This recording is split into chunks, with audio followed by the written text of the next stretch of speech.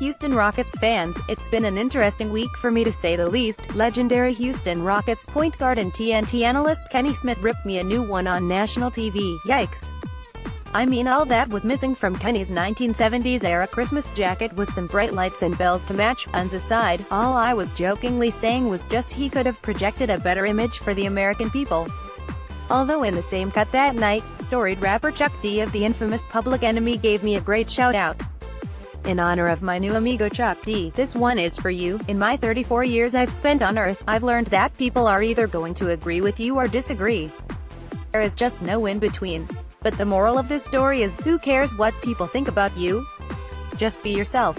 So, without further ado, let's dive into these exciting playoff basketball games in H-Town. Playoff basketball is alive in Texas. Houston Rockets came into the playoffs as the team to beat, but with such high stakes, anything can happen. Offensive and defensive adjustments is key for coaches during these times. Game-by-game film is looked over day and night by coaches and players. And you know what? I do the same thing. I'll watch the same game over and over again to see different things I missed the first time around. If you're aspiring to be an astute NBA analyst like myself, these are certainly some tips for you. Rockets winning with defensive. Houston Rockets are now 2-0 in their first-round matchup against the Minnesota Timberwolves.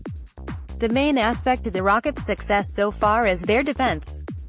The Rockets have the best defensive rating in the playoffs out of the 16 teams that are participating. Houston is also ranked first in opponents' field goal percentage and fourth in opponents' three-point percentage, holding the Wolves to a 43.1% from the field and 31.7% from three. The Houston Rockets are turning defense into offense, which is a winning combination, during bad shooting nights, which is certainly a quality that makes the Golden State Warriors such a great team year in and out. Houston is finding ways to win, and that's all that matters at the end of the day. I don't know if anybody is watching, but James Harden is locked in on defense this postseason. Harden is making life miserable for Jimmy Butler, Andrew Wiggins and Jeff Teague on defense, which is shocking.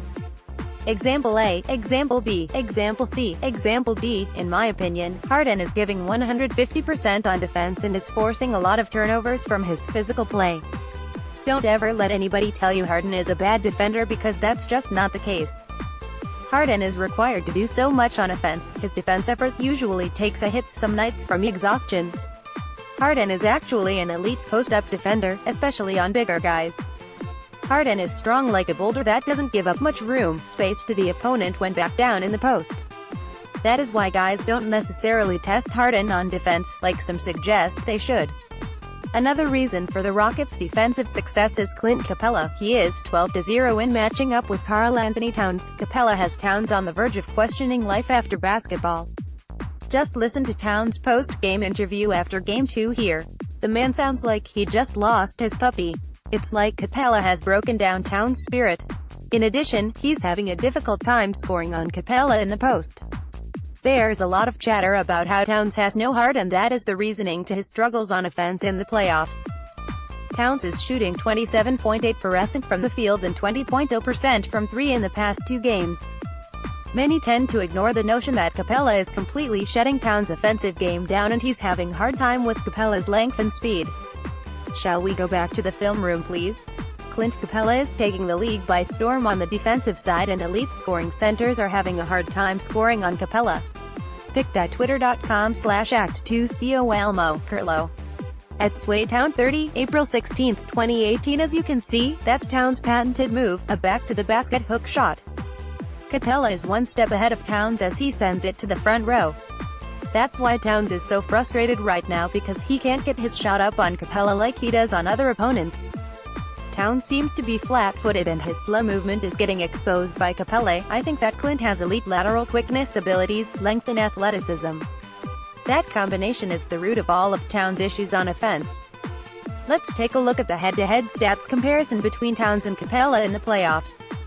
Game 1, Karl-Anthony Towns points per game, 8.0 offensive rating, 88 field goal percentage, 3-9, 33.3% rebounds per game, 12.0 blocks per game, 1.0 box plus, -1 Clint Capella points, 24 offensive rating, 156 field goal percentage, 10-15, 66.7% rebounds, 12 blocks, 3 box plus, -7. I'd like for you to notice the huge difference in the offensive rating category on you have to understand also, Towns Towns and Capella both guard each other most of the game. Somebody is getting dominated on both sides of the ball and it ain't Capella asterisk wink wink asterisk. Game 2 Karl Anthony Towns points, 5. Towns had 0 points in the second half. More from House of Houston offensive rating, 63 field goal percentage, 2-9, 22.2% rebounds. 10 blocks, 1 box plus, minus 21 Clint Capella points, 8 offensive rating, 131 field goal percentage, 4-6, 66.7% rebounds, 16 blocks, 1 box plus, minus 22. As a matter of fact, I don't understand why Capella is being overlooked for Defensive Player of the Year award. Now take a look at what Towns averaged this season. Points per game, 21.3 offensive rating, 127 field goal percentage, 54.5% rebounds per game, 12.3 blocks per game, 1.4 box plus, minus 5.5. What a huge drop-off from season averages to the playoffs. Don't tell me Capella doesn't have anything to do with Towns' offensive woes. Capella is one of the best defensive centers in the NBA, yet I don't think people are aware of the larger-than-life presence that he brings. Now let's talk about how Harden and Capella are just taking turns abusing Towns in the pick and roll.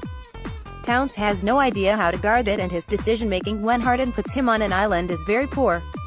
Rockets fans saw this last season against the Oklahoma City Thunder in the first round, when Harden kept switching on to Enes Kanter and would terrorize the mismatch. Towns is being used in a similar fashion. Example A, example gel, we could make a mixtape on Towns' horrific pick-and-roll defense against Harden and Capella on each play so far in the playoffs. The crazy thing is that there's nothing Coach Tom Thibodeau can do to fix this. Thibs needs his best player in the game and focused if the Wolves have any chance to steal a victory from Houston. Harden and Chris Paul are habitually creating mismatches on the pick-and-roll and Towns is the bullseye on the target. We have a mouse in the house and the Rockets will attack Towns non-stop. Some of these same concerns were talked in a previous write-up for House of Houston. Closing defense matters. When team defense is applied right, it wins championships. If the Rockets can play this type of superior defense like this in the playoffs, on top of an already historical offense, that Larry O'Brien trophy is coming to H-Town very soon. Share your thoughts.